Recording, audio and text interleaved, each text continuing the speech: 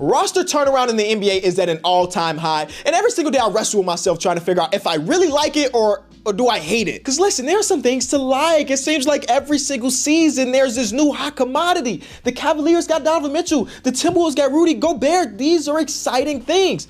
But I'll be honest with you. There are some things that I don't like. Like, come on, bruh. Here go old head Kenny coming out. Where is the active NBA rivalries? Not the ones rooted in location like Clippers versus Lakers or Brooklyn Nets versus Knicks. I mean like the ones that were fueled just by playing basketball. They don't really exist like that, you know?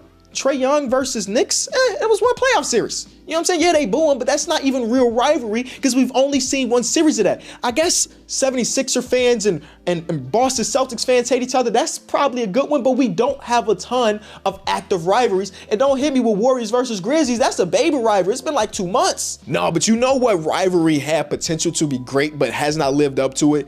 Clippers versus Lakers. Paul George, Kawhi, Anthony Davis, LeBron. Like, yeah, they've given us some cool games, but I wouldn't even call it like a super big rivalry because the Clippers can't stay healthy and the Lakers decided to blow up their entire roster.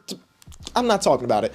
That's not what this video is supposed to be about. We're supposed to be talking about roster turnaround in the NBA. So I've been thinking about it quite a bit. So I decided to go back to look at Sports Illustrated top 100 players going into the 2020-2021 season. That was what, 2 years ago, 2 seasons ago. And the numbers are staggering on how much roster turnaround we're really seeing. And these are the top 100 players in basketball. 50% of those players are no longer the team that they represented in 2020-2021. For me, that number is extremely high. And that's not even counting like the Mike Conleys, the Bogdanoviches, basically everybody that's still on Utah who are rumored to be traded before training camp. That's not even counting those. Half of the top 100 players in basketball have switched rosters in 2 years' time. Kenny, you talk about players 96 and 97. Nobody really cares about that. Here's the All-Star team. These are players that were on the All-Star team that season that are no longer representing the team that they were representing that year. James Harden, Domantas Sabonis, Ben Simmons, Russell Westbrook, Rudy Gobert, Kyle Lowry, Donovan Mitchell. Remember Kemba Walker was an all-star in Chicago a couple years ago? And lastly, Chris Paul, who put together one of my favorite seasons of all time, him in OKC. I might make a whole video about that. But we're seeing top-end talent switching rosters very, very quickly. We're seeing rumors of top-end talent potentially switching teams. KD gave us 2 months of rumors, and with that came Kyrie Irving giving us 2 months of rumors. It is happening faster than any time before. So today's video, I want to try to predict what is the next all-star caliber talent that will be traded. Some of these come out of left field. I would argue majority of these come out of left field where like all of a sudden this player disgruntled or this organization decided, we want to go a different direction, and boom, they're on a different team. Like for real, it felt like James Harden was going to be a Houston Rocket for life. And he's been on 2 different teams since that time. And I don't have a script no more. I had a script for the beginning and now we just talking hoops. Oh, and I also don't have a great track record doing these type of things because I asked the same exact question to my podcast going into last season. And the name I came to mind with was Karl-Anthony Towns. I thought there was a possibility where Karl-Anthony Towns either requested a trade or the Minnesota Timberwolves decided to trade him away if things didn't go well. You saw it went well. They made the playoffs and they decided to buy into Karl-Anthony Towns and buy into Anthony Edwards this offseason. So the likelihood of Karl-Anthony Towns getting traded are close to 0. But I thought that, listen, we've only made the playoffs 1 time since I've been here. I've been an Iron Man for this organization. Y'all haven't built anything around me. I thought that if they missed the playoffs again, it wouldn't have been too crazy for Karl-Anthony Towns to request out. It didn't happen, and he might be there for a super long time. Shout out to them. So there are a few teams that we can cross off automatically. And those are the teams that I would say don't have a all-star caliber talent to trade away. Like how can I say that the Houston Rockets are going to trade away all-star caliber talent? They don't have that. They got some young players that might become all-stars, but these are not all-star caliber talents in this moment of time. Even if they are all-star caliber talents, they're not trading Jalen Green, bro. He's second year of his contract. There's no reason to trade him unless you're throwing him in a trade to get somebody else, which doesn't seem likely for the Houston Rockets. So the teams that means we're eliminating are the Detroit Pistons, the Houston Rockets, the Indiana Pacers, the Orlando Magic, and the San Antonio Spurs. Them rosters don't have an all-star caliber talent. It was just not going to happen. The next group of players that we're 1,000% eliminating are the guys that I think it's a 0.00001% chance that team would trade them, especially the next star player to be traded. We're talking about the Giannis, so Bucks are off the list. We're talking about Jokic, he's off the list. We're talking about Philadelphia 76ers, they're off the list because they bought in to Joel Embiid this offseason, and last year we traded for James Harden. Oh, we eliminated the Jazz too because they did that. Like Steph Curry's not getting traded. LeBron is not getting traded. Kawhi or Paul George aren't getting traded, right? Anthony Davis isn't getting traded, right? I mean, I'm going to say no. But like, crazier things have happened. And then I would eliminate the teams that just did the buy-in. You know what I'm saying? So the Atlanta Hawks aren't trading Trae Young because it just bought into DeJounte Murray. The Cavs, the Timberwolves, the teams that made the superstar splashes this offseason. I'm also not including the Brooklyn Nets because, come on, dog. This will be a 2-minute video of he's talking because they were already about to do that. So I'm not even including them. They won't be including a lot of these videos, bro. I don't know what to do with the Brooklyn Nets right now, I'm be honest with you. So if you're keeping up at home, these are the teams that we're still deciding whether or not we believe there's a world where they would trade their star player.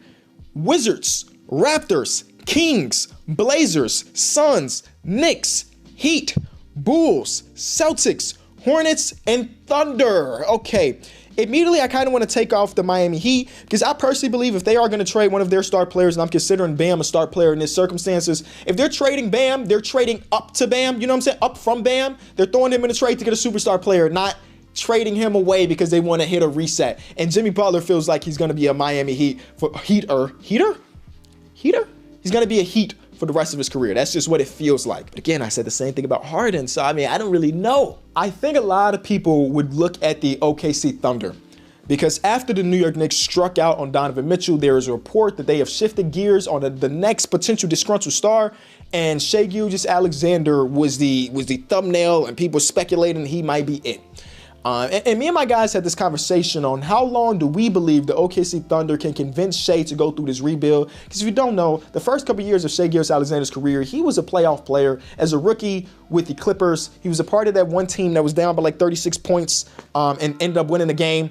And then the second year is with the Chris Paul bubble year. So he had been in the playoffs the first 2 years of his career. And since then, he's been on the heavy tank roster. And it seems like he either can't stay healthy or the team continues to shut him down. And I know that Shai Gilgeous-Alexander loves to play basketball. He already got a taste of what the playoffs are like. How long can they convince him of a rebuild? And with all the draft capital they have, I mean, they might be thinking rebuild for quite some time. And I think what hurts them in this situation, I don't think I'm picking Shai just to say that, but what hurts them in the situation is the fact that Chet is out for the season. Because I do believe there's a world where Chet comes into the league and he's really solid off rip, and Shai's looking at what he's got around him, and Josh Giddey being one of the better playmakers in basketball, and Chet being a plus player. He's like, okay, I can sustain this for like another year or two. And just like that, Chet is one of the better bigs in the league, and Giddey continues to progress. Oh, Jalen Williams is a plus player, and now we're in playoff conversations. But now, without Chet being there, it's like, oh man, I got to play with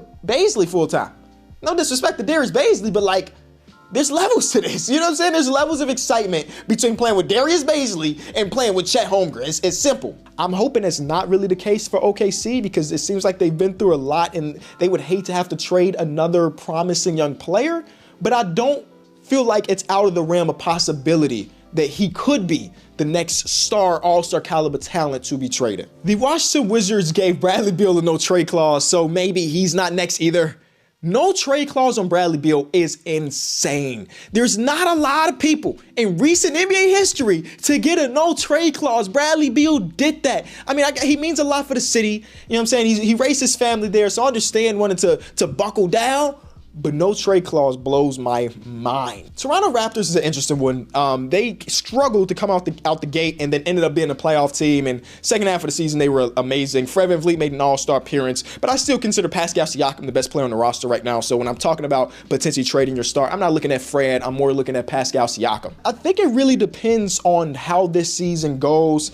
I don't see them as a team that's going to take a step back. I see them as a part of the tier 2 amongst NBA teams. They're underneath like Philly, Boston, you know what I'm saying, Miami, and who am I forgetting about? Milwaukee. They're in that tier 2. They're a young, up-and-coming, promising team with a lot of potential, a lot of length. So I feel like trading away Pascal Siakam would be kind of crazy. It really doesn't fit Masai's MO to bottom out or sell a really, really talented player. Seems like a team that'll always be retooling for the future until they really, really hit. But I could see a universe where Pascal doesn't fit the timeline, put that in quotation marks, as he's 28 years old, going to be 29 at the end of next season, and he only has this upcoming season and the year after that under his contract. I don't really know. I doubt it. It just doesn't seem like the Toronto Raptors way, but I'm keeping it in this tier. The Kings, what do I say about the Kings? Is it De'Aaron Fox? Is Sabonis? I don't think those two players get traded just because in the time they have played together, they were pretty good. And it seems like they're bought into this core. So I'm basically eliminating them off the list. Also trading a high usage point guard.